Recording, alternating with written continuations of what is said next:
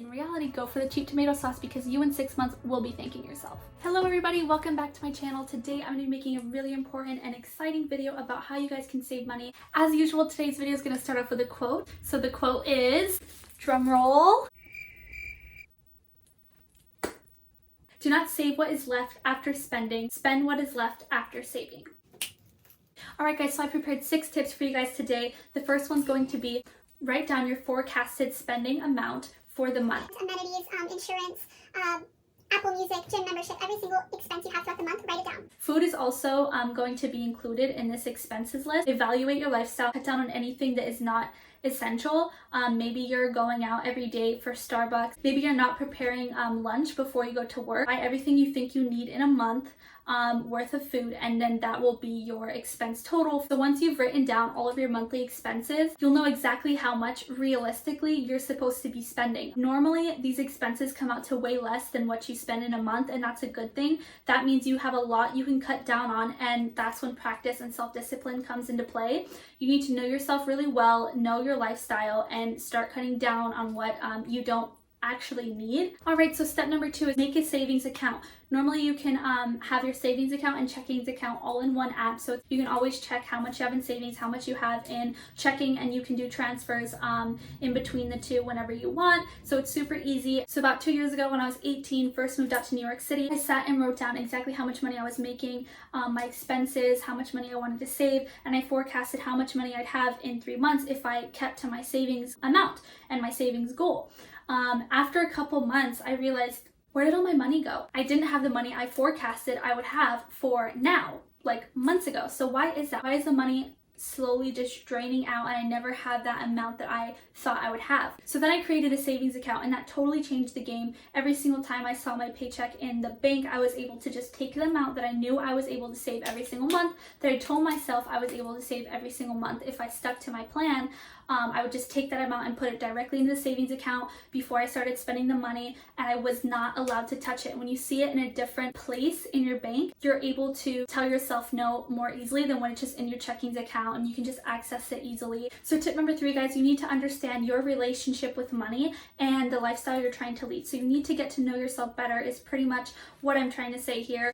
You need to understand what it is you want in life. Long term, I have a goal, and that's different than my short term goal, okay? So for example, when I first moved here, had little to no money. I started working at Pizza Hut and KFC and wasn't earning a lot. And then I got a new job and I'm receiving more than double than I was at my old job. And I didn't change literally anything in my lifestyle, okay? I have an old MacBook from 2012 that I edit videos on, that I have my whole website on. The shift key and the spacebar do not work. It's old and it has a Portuguese charger, okay? And I am still rocking that thing. Even though I can afford a new MacBook, I still have not bought one. Also, I live in a small room. It does not have a living room.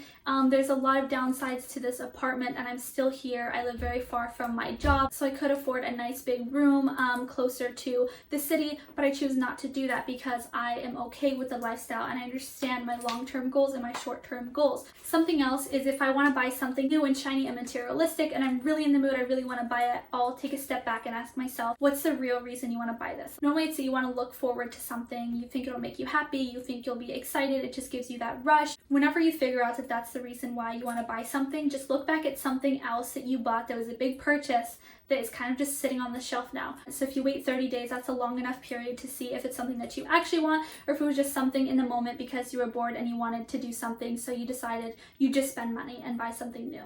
So earlier when I mentioned you need to figure out your relationship with money, what I was referring to is that money brings you comfort and freedom, okay? So little tiny things that you're buying throughout the month, or maybe big purchases that you don't really need, a new car, the brand new iPhone, a new bag, some new shoes, whatever the case may be, that doesn't bring you comfort and freedom. What that brings you is short-term pleasure. So these unnecessary purchases that you're making won't bring you comfort and freedom that money is supposed to bring. But what will bring you that comfort and that freedom is when you see a big chunk of savings in your bank account that you can use when you need to in case of emergency. Me, for example, I have had my wisdom teeth growing in for over 2 years. They hurt me so bad. Just now I had to stop talking because this one is really hurting me. I'm getting them out in about a week, and it's gonna cost me a lot of money. So that's gonna be a big chunk of money out of my bank account that I am able to spend, and I can comfortably take these teeth out because I've been so careful throughout these past 2 years with saving. And that's what really matters. So me personally, I figured out what my relationship with money was,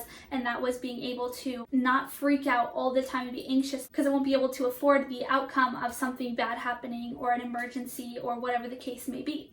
So that's why I said it's really important for you to figure out what your relationship with money is. All right, guys, tip number 3 is convince your mind that you are only actually earning half of what you realistically are earning. All right, guys, so let's say that you're earning $100 a month, right? You need to be able to convince yourself that you're only actually earning $50 a month. This means throughout the month you are living and making choices financially to support a lower income, actually half of the income that you're actually bringing in. This is me personally. Half of my paycheck goes towards living and the other half goes towards saving. So before, when I was making less money, a lot less money, I would still do the 50-50 ratio. Even if it seemed impossible, I would cut down on anything I possibly could. I was literally living off potatoes and onions for months, okay, so that I could make the 50-50 ratio. And this way, when it comes time to saving, you're able to put the other 50% of your income away and not feel like it's a burden, not feel like it's a chore. It's more of a like, oh crap, I prepared myself to get this much money and I'm actually getting double money. But now here's the trick.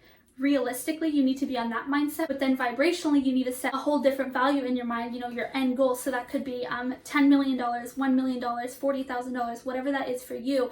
Vibrationally, you need to feel and walk around confidently as if you have that much money in your bank account, but realistically, when it comes down to making purchases, you need to make sure you're telling your mind that you're only receiving half of what you actually are. All right, guys, so my 4th tip is actually pretty simple. Whenever I have cash, especially living in New York City, every single day I'll pass by at least 5 hobos or 5 kids dancing or people selling something, and I'll just feel like I have the obligation to give them the money. So even if I leave the house with $100, if I leave the house with $5, if I leave the house with $60, I know that at the end of the day I will not have that money because I will give it to someone, okay? Also, throughout the day I'll get cravings, maybe a coffee in the morning, a cookie after lunch. So if I carry cash with me, I'm like, okay, well, this is kind of like Monopoly money. So that's why me personally, carrying cash is not a good idea because I know I'll just blow it. If I see little deductions with my card, I'll feel a little bit more guilty, which will make me not spend as much. So alright guys, that was actually the 5th tip. Now I'm gonna go on to the 6th tip. Alright guys, all of you probably have your bank accounts app on your phone. If you don't, I highly suggest downloading it so that you can check how much you're spending. You can transfer money from one account to the other. I always check my bank account daily just to see what I've spent throughout the day. Even if I know I didn't spend anything throughout the day, I'll see if anything got deducted from my subscriptions or from my bills or anything, just to stay on track with the numbers. So that was my 6th tip. Just make sure you know how much money you have in your bank and check it daily. Alright guys, so that about wraps it up for the tips. Tip number 1, make sure you're writing down exactly how much you should be spending throughout the month, and the rest goes to savings. Try to make it and squeeze it to where you're saving half and you're spending half, or that you're spending 2/3 and then saving 1/3. Second, make a savings account and transfer your money right into the savings account and do not touch that money.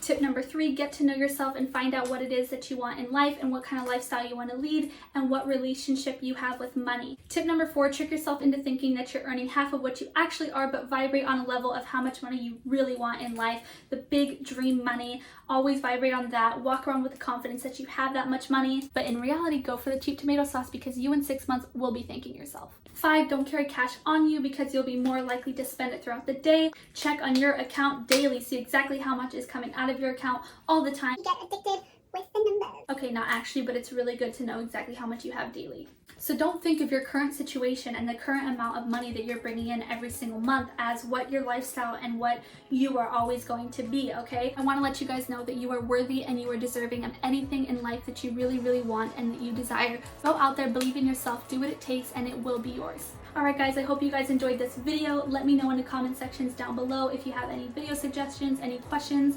I will link all my social media down below. Don't forget to check out my eco-friendly clothing brand at ventasiapparel.com. Stay safe, everybody. Thanks for tuning in. Bye!